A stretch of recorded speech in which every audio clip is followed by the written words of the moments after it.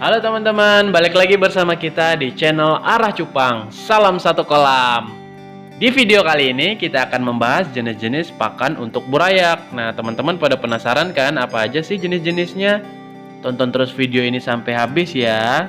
Kita akan lanjutkan setelah video yang satu ini.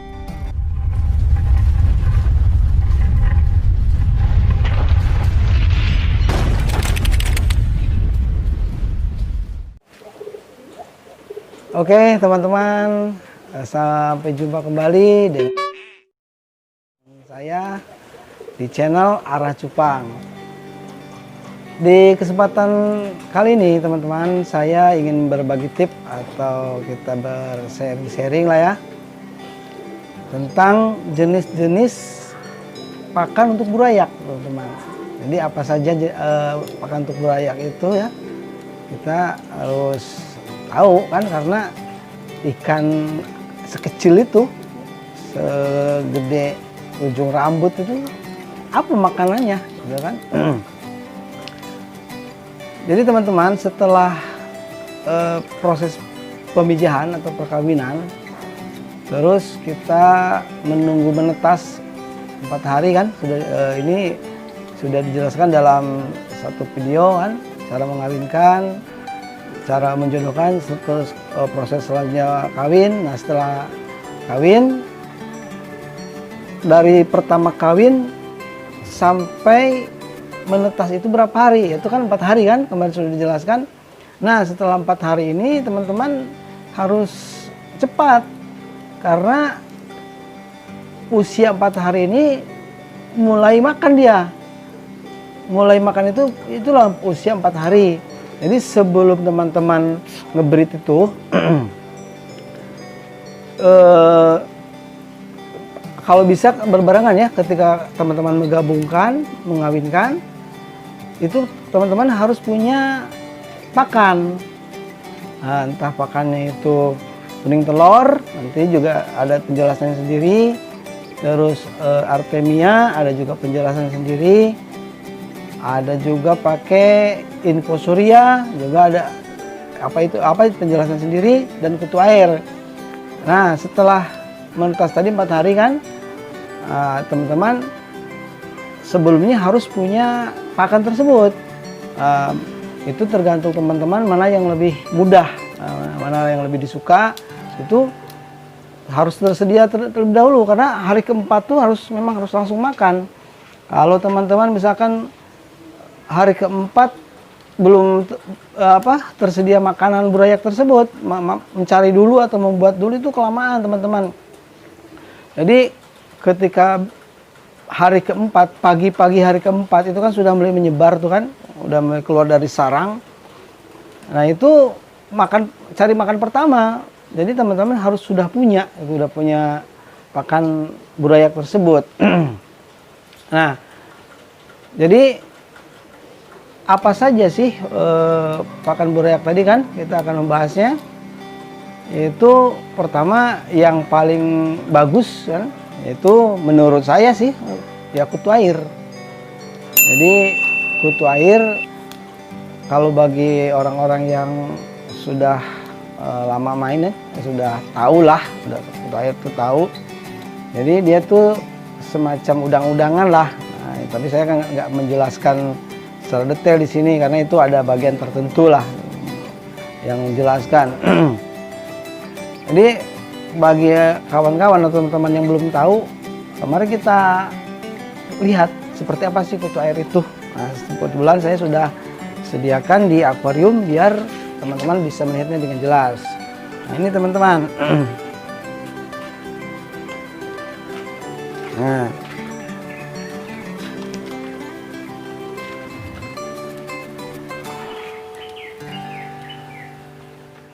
teman-teman. Nah, lihat kan. Ini yang disebut kutu air tuh ini teman-teman nih. Nih yang riak-riak nih, bulat-bulat ini. Ini sebetulnya kuman teman-teman ya. Nah, ini pakan paling baik sekali untuk burayak ikan cupang umur 4 hari. Nah, biasanya kalau yang dimakan itu yang paling kecil teman-teman tuh. Ada yang paling kecil sekali. Nah, nanti kalau teman-teman bisa lihatlah secara langsung, karena ini mungkin di kamera kan kurang jelas. Ada kutu air yang paling kecil itu baru netas ya, baru membelah. Nah, sedangkan yang gede-gedenya itu adalah ini induk-induknya. Nah, ini biasa bisa dimakan sama burayak yang udah umur seminggu, umur 2 minggu, ya, ini yang gede-gedenya. Sedangkan yang umur 4 hari itu yang paling kecil itu, yang lembut-lembutnya itu. Nah, itulah dimakan. Makanya kalau pakai kutu air ini bagusnya apa? Bagusnya dia bisa berkembang terus di dalam wadah burayak tersebut, yang kita kasih makan ya.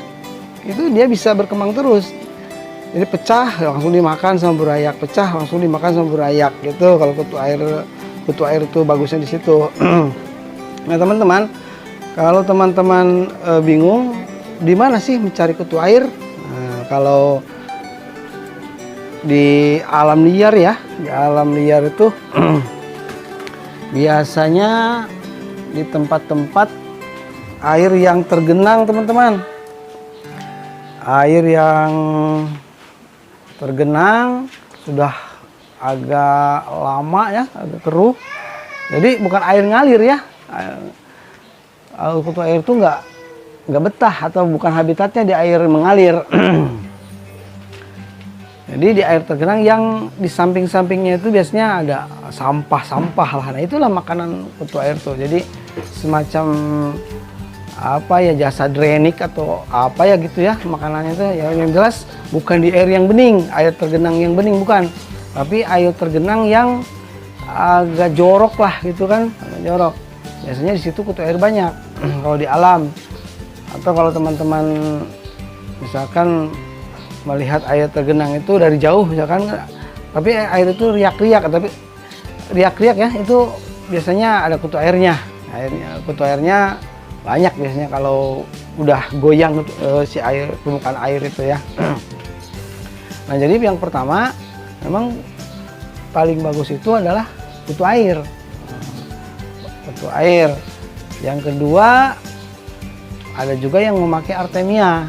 Nah, artemia ini adalah sejenis udang-udangan juga, tapi dia habitatnya di air asin. Nah, jadi kita menetaskannya pun harus pakai air asin. Untuk penjelasan artemia teman-teman, sebetulnya banyak di video lain ya yang khusus tutorial membahas artemia, karena saya juga apa ya, artemianya kebetulan tidak ada dan memang saya jarang pakai sekarang, jarang pakai artemia. Jadi sebagai gambaran umum begini aja teman-teman, artemia itu telur ya, telur yang dikeringkan, mungkin dikemas lah, jual jadi kemasan. Kalau kita beli di toko atau di online juga banyak yang jual artemia. Nah dia terus kemudian ditetaskan di dalam wadah yang sudah dikasih garam, jadi air itu sudah asin, sudah disesuaikan dengan apa keasinan habitatnya atau air laut lah. Nah nanti bentuknya pun sama kayak kutu air, bahkan lebih kecil, rata dia, lebih kecil, merah juga kan. Cuman sudah saya jelaskan di video lain bahwa artemia ini kelemahannya itu kalau kita tempatkan di media air tawar kan, ikan burayaknya air tawar. Nah setelah ditaruh di situ kan, yang sisa-sisanya itu yang kalau ikannya makan ya, kalau ikannya makan semua udah kenyang. Terus kita kebanyakan misalkan kasih artemia, nah itu sisa-sisanya pasti mati teman-teman, karena dia bukan di air asin. Mati, ya itulah mencemari air wadah burayak. Nah, sehingga memang rentan, kecuali kalau kita mau teliti, mau apa, hati-hati ya. Misalkan di wadah burayak itu ada akuarium yang bening, gampang dikontrol, kita taruh artemia secukupnya, terus sisa-sisanya pun bisa kelihatan, sisa-sisanya artemia yang di bawah itu bisa kita sifon. Tapi untuk bagi saya ya itu agak repot lah ya. Tapi kalau teman-teman mau silakan dicoba.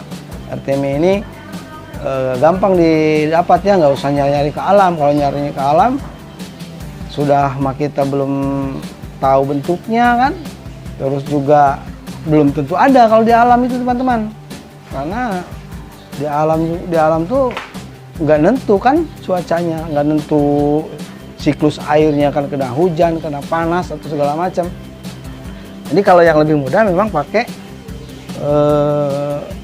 Artemia. Kalau untuk stok kan bisa beli di online atau di toko ikan lah, bisa gampang lah itu kan kalau Artemia. Dengan nanti teman-teman tinggal mencari video bagaimana cara menetaskannya gitu. Terus ada lagi yang ketiga, infusoria. Nah, bagi teman-teman yang ingin tahu infusoria, ya mungkin bisa ditengok di video lain lah ya. Kalau saya kebetulan jarang membuat infusoria, dan karena saya memang stok kutu air banyak. Di samping itu juga saya kan jualan juga, jadi ada berapa kolam ya, 2, 4, 7 kolam. Jadi alhamdulillah nggak kehabisan makan burayak, jadi nggak usah pakai kuning telur, nggak usah pakai infusoria, juga nggak usah pakai Artemia. Jadi alhamdulillah cukup pakai kutir aja. Nah teman-teman, kalau teman-teman pakai infusoria ya, itu juga banyak kelemahannya ya. Kalau menurut saya ada kelemahan dan kelebihannya. Kelemahannya ya dia nggak bisa diserok kayak kutu air. Kalau kutu air diserok pakai jari serapat ini nampak gitu. Kan kita harus dituangkan dengan air-airnya. Nah itu pun resiko, air harus tambah banyak. Terus pula apa ya, baunya itu juga beresiko mencemari air. Nah, jadi terserah teman-teman lah mana yang paling disukai, mana yang paling mudah. Nah itulah tinggal pilih saja. Tapi kalau menurut saya sarankan sebelum mengawinkan itu kita sudah ternak dulu kutu air.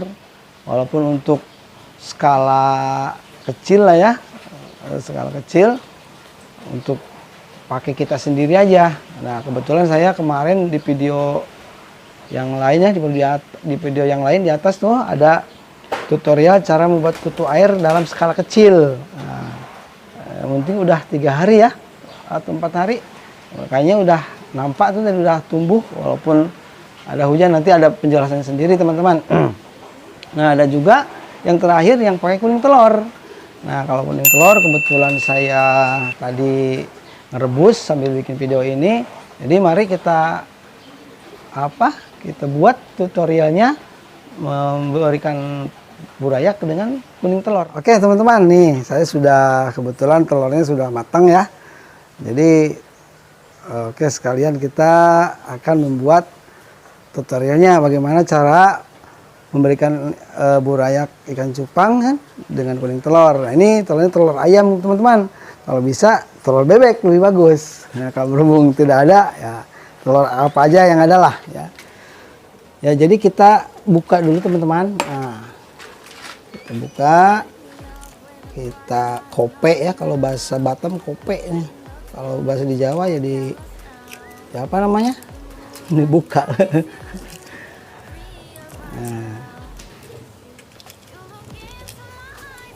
Nah, buka. Nah, ini teman-teman kuning telurnya. Kalau bisa sampai matang sekali ya. Nah, ini jangan sampai ada yang belendir begini nih. Ini nggak usah dipakai.